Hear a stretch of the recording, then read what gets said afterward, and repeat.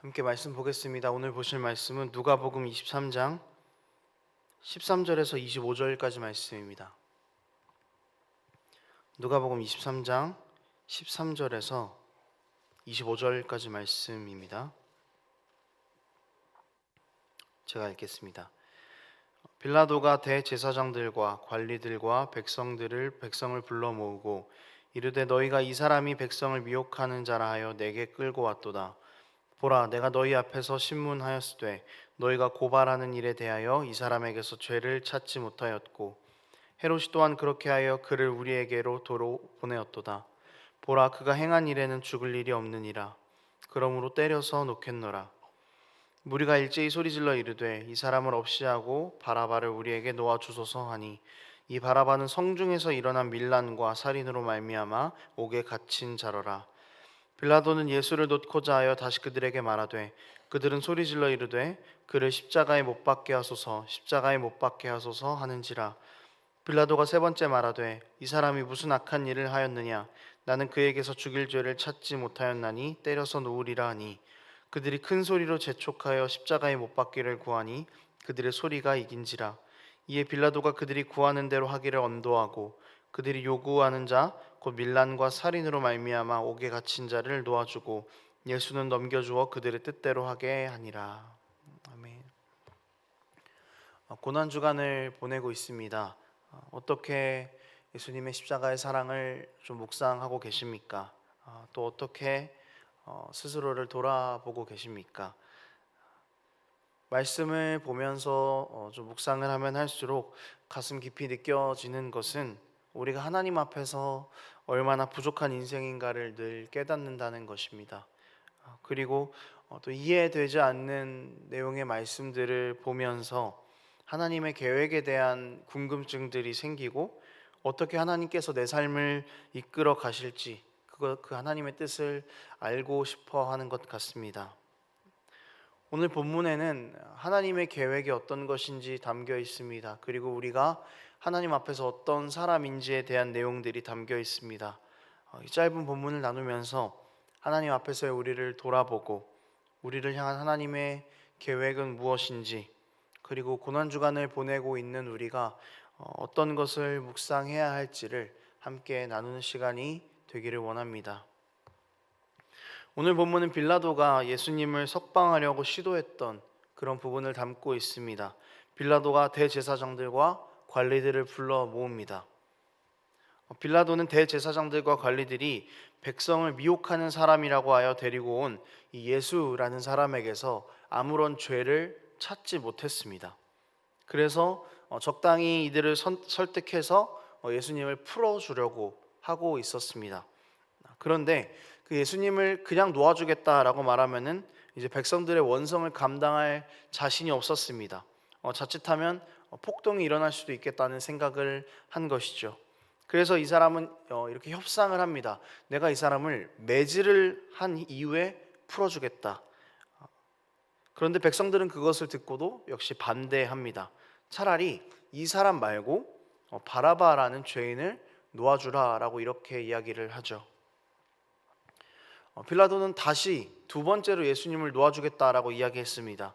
그러나 군중들은 오히려 더 화를 내면서 예수님을 십자가에 못 박으라라고 이야기를 합니다.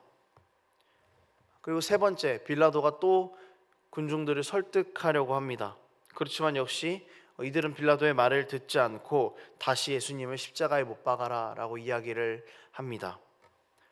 도무지 이들을 설득할 수 없었던 빌라도는 결국 바라바를 놓아주게 되고 예수님을 군중들의 뜻대로 십자가에 못 박기로 결정합니다. 여러분, 오늘 만약에 이 본문이 예수님을 주인공으로 하는 드라마였다면 우리는 이 드라마를 보면서 상당히 마음을 졸이면서 보게 될 것 같습니다. 보통 주인공이 죽는 것은 새드 엔딩이죠. 그렇기 때문에 해피엔딩을 위해서라도 주인공은 죽어서는 안 되는 것입니다. 그리고 우리는 철저하게 예수님 편에서 이 드라마를 보고 있기 때문에 예수님 걱정을 하면서 드라마를 보는 것이죠. 빌라도는 세 번이나 예수님을 놓아주려고 했습니다. 그렇지만 번번이 백성에게 저지당합니다. 이 세 번의 설득하는 과정을 통해서 우리는 이 드라마가 뭔가 잘못됐다라는 것을 느끼기 시작할 것입니다. 총독임에도 불구하고 두려움에 사로잡혀서 쉽사리 결정을 내리지 못하는 빌라도의 답답함이 잘못되어 보입니다. 예수님에게 백성을 미혹하는 자라고 죄명을 뒤집어 씌워서 빌라도에게 데리고 간 대제사장들과 같은 그런 기득권들의 행동이 잘못되어 보이죠. 그리고 무리들을 보면 또 답답하기까지 합니다. 얼마 전까지만 해도 예수님이 예루살렘으로 들어오는 것을 보고 좋다면서 환영하고 종려나무 가지를 흔들던 그들이었는데, 그들은 기득권들에게 완전히 설득을 당해버렸습니다.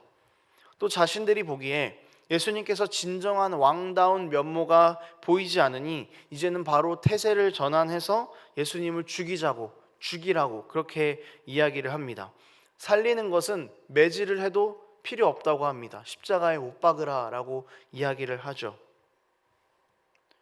그리고 무엇보다 이 본문에서 가장 잘못되어 보이는 것은 예수님의 십자가 처형이 확정이 되었다라는 것입니다.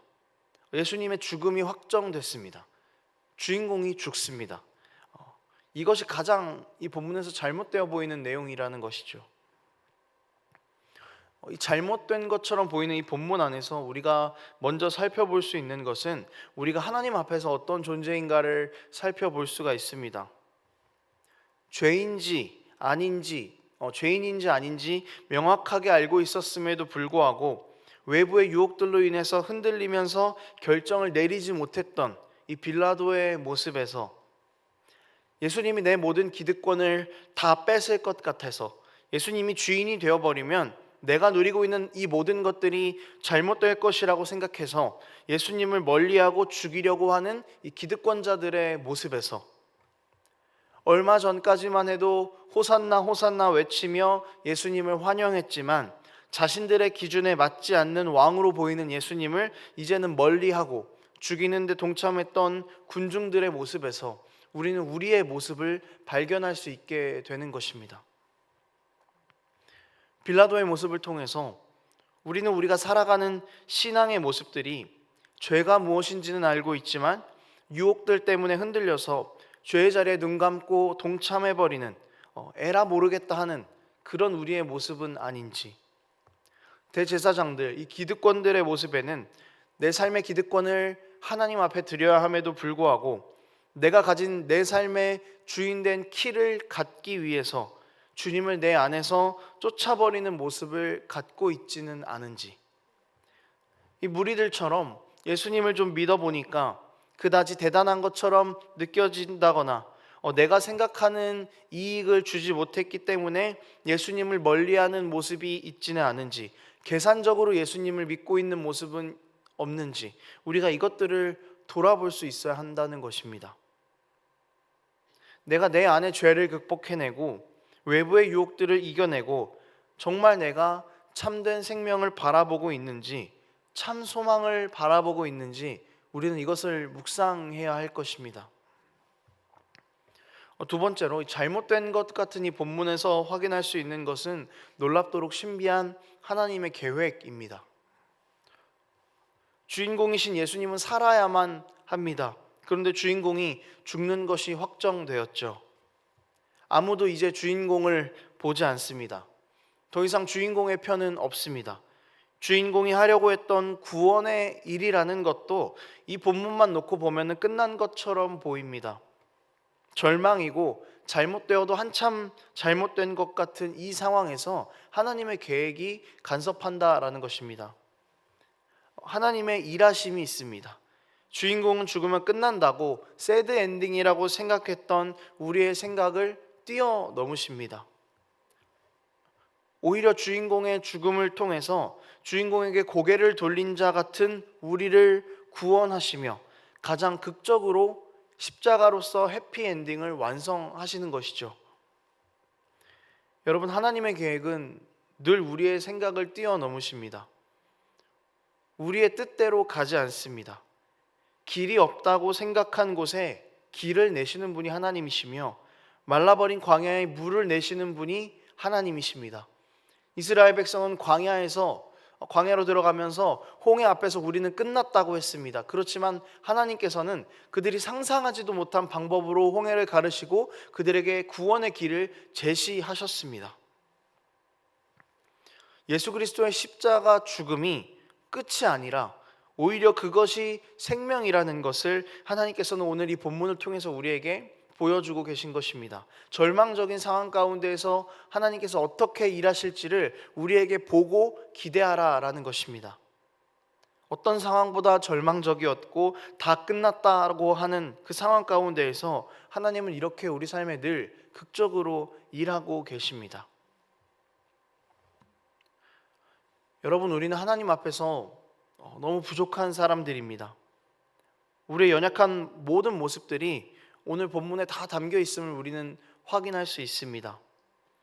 때로는 하나님보다 내가 왕이기를 원하고 죄라는 것을 알면서도 그것을 가까이 하고 그것에 함몰되어 버립니다. 내 기준과 맞지 않는 주님을 멀리하고 있습니다. 하나님 보시기에 기쁜 것이 하나도 없는 그런 모습들이죠.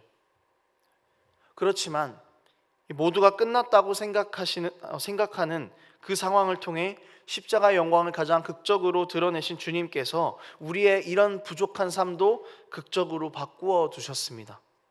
사망의 길을 걷던 우리를 구원의 길을 걷는 자들로 만드셨고, 내 육신의 욕심들을 따라 내가 주인 되어 살던 소망 없던 삶에서 이제는 주를 따라 주님이 주인 되시는 가장 소망 있는 삶을 살 수 있도록 하나님의 백성으로 우리를 부르셨습니다. 여러분, 이것을 반드시 기억하면서 살아가는 우리가 되기를 원합니다. 소망 없는 자들에게 베푸시는 하나님의 큰 은혜가 드러나 있는 오늘 본문, 사실 우리는 본문의 관찰자가 아니라 이 본문 안에서 예수님을 못 박았던 사람들인 것입니다. 그런 우리에게 주님께서 죽으심으로 부활하심으로 생명을 주셨음을 기억하는 은혜가 있기를 원합니다. 말씀을 정리하겠습니다. 사랑하는 여러분, 우리가 하나님 앞에서 가진 모습은 어떤 모습입니까? 그 모습에는 정말 소망이 없어 보입니다. 하나님 앞에서 어떤 잘남이나 나음이 없어 보입니다. 그렇지만 우리의 소망 없는 모습을 바라보고 놓지 않으시는 예수님이 계시기에 우리에게는 소망이 있는 것입니다. 우리에게는 생명이 있는 것입니다. 이제 우리는 소망 없던 삶에서 의지적으로 돌이켜야 합니다. 내가 주인이었던 내 삶들을 다 청산하고 죄의 유혹에 매일 넘어져 쓰러지던 우리의 삶을 일으켜 세울 수 있는 그 십자가의 은혜가 우리 삶 가운데 가득하기를 소망합니다. 고난주간의 절반이 지나가고 있습니다. 오늘 하루 우리가 묵상할 것은 하나님 앞에서 우리의 부족함을 묵상하고 그럼에도 불구하고 우리를 사랑하셔서 소망과 생명을 베푸신 하나님께 감사하는 고백들로 하루를 채워갈 수 있었으면 좋겠습니다. 그리고 또한 우리의 평생의 삶을 채워갈 수 있었으면 좋겠습니다. 기도하겠습니다. 하나님 아버지, 주님 앞에서 너무나 부족한 우리인데 이 본문 안에서 예수님을 못 박았던 자들과 같은 우리의 삶인데 정말 소망 없는 삶, 정말 믿음이 연약한 삶인데 하나님께서 여전히 우리를 사랑한다 하시고 우리에게 십자가 은혜를 베푸심으로 우리를 구원하시는 은혜에 감사합니다.